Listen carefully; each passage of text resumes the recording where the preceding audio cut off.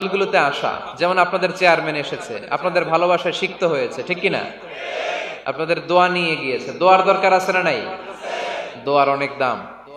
এজন্য জনপ্রতিনিধি যারা, আমি ওনাদেরকে বিনয়ের সাথে বলবো, আপনারা মাহফিলগুলোতে আসবেন, এসে জনগণকে সালাম দিয়ে যাবেন, দোয়া নিয়ে যাবেন, দোয়ার অনেক দরকার।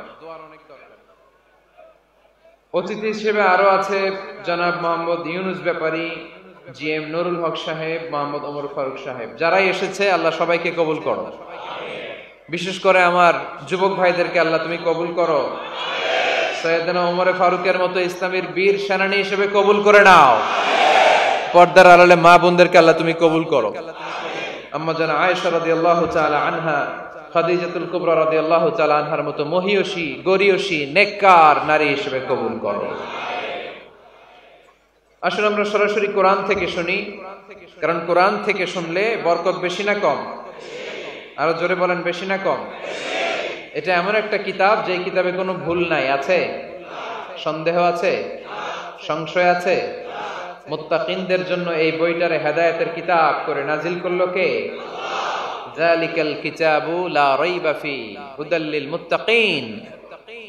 This is the book, the most authentic and original book in the world, whereof there is no doubt in it, and a guidance to those who are muttaqin. এটা এমন বই যে বইয়ে কোনো ভুল নাই, কোনো সন্দেহ নাই, কোনো সংশয় নাই।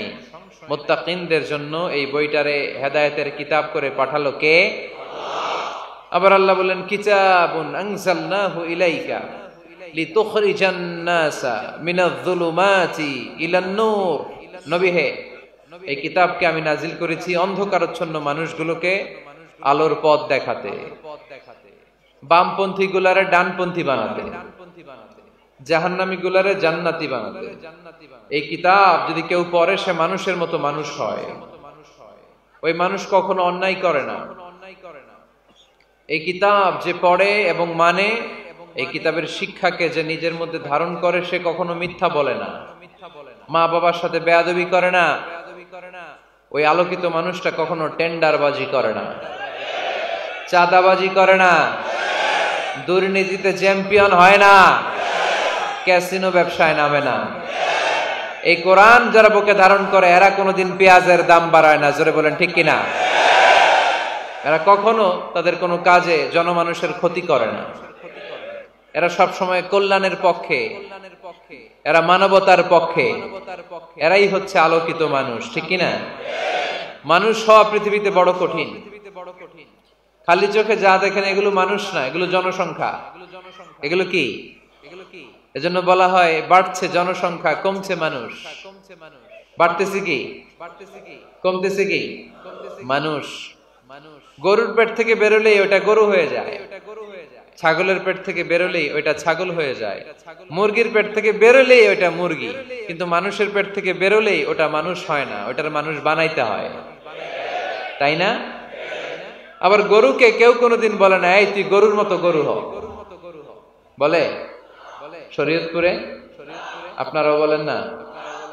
ছাগলরে কেউ কোনোদিন বলছে, এই তুই ছাগলের মতো ছাগল হ। কিন্তু মানুষকে বলা হয়, তুমি মানুষের মতো মানুষ হও। কোরআন পড়লে মানুষের মতো মানুষ হওয়া যায়, ঠিক কিনা?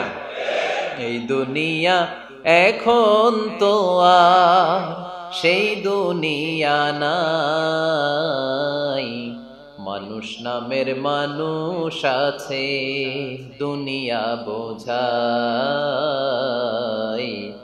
সেই মানুষের ভিড়ে আমার আসল মানুষ নাই, ঠিক কিনা? আসল মানুষের বড় অভাব, মানুষের মতো মানুষ খুঁজে পাওয়া দুষ্কর।